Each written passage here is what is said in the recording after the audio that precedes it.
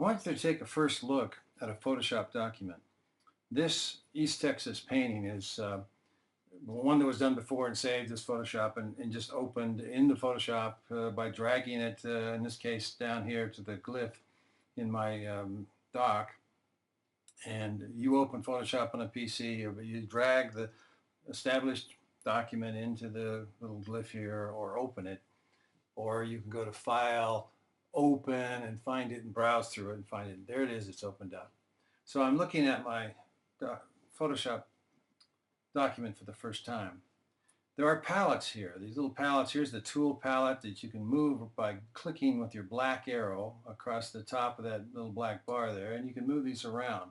You want them organized so they're not just floating around and depending on the size of your screen. But those are palettes. The palettes are part of a number of palettes. If I go up here to view, window, you can see that there are a lot of palettes here. Each one of these is a different palettes. The one that's checked means that it's open. And I don't need all these palettes all the time. Some I do, and they're open. Others, if I need them for something, I can go back and open them up and then move them if I need to. So my working palettes are on the right side, my tool palettes on the left side. And in the center screen is wherever I'm working.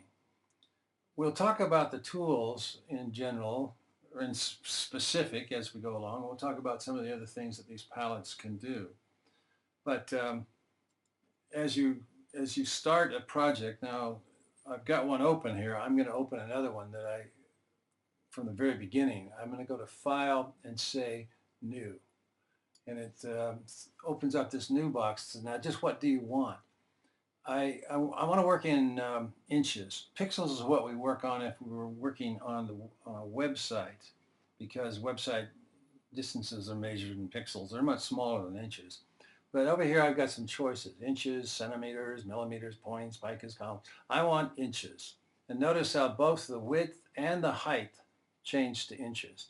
Now, if I click on the word width or height, you see it'll select the whole little opening there, and I'll say, I want my new box, the width I want it to be 7 inches, and the height I'm going to hit 5 and make it 5 inches.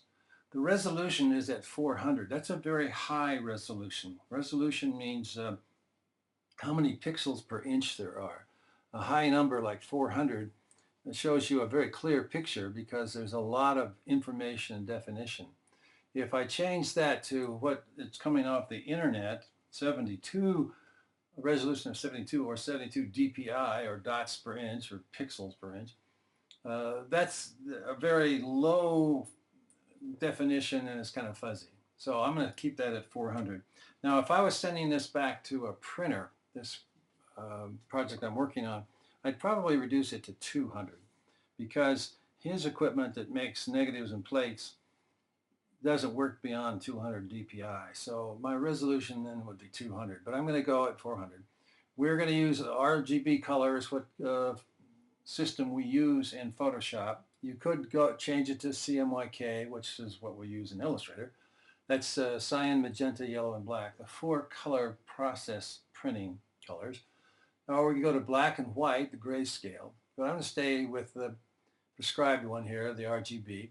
8 bits is good, fine. There are some machines that have computers that are set to go at 16 or 32, but 8 bits fine for what we're doing.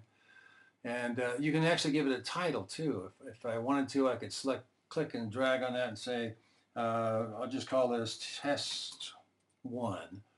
And when I hit OK, I'm going to get a 5. Here's 0 to 7 wide and 5 down. You can see it lines up over here with that 5. And the name is here, Test 1. So now I have set up a new document and I'm ready to begin work on it. And as we talk about some of the things we use more than others, I want you to use them and experiment with them and see how best you can follow along what we're doing and then make your own stuff. So that's the introduction to a page or a document in Photoshop.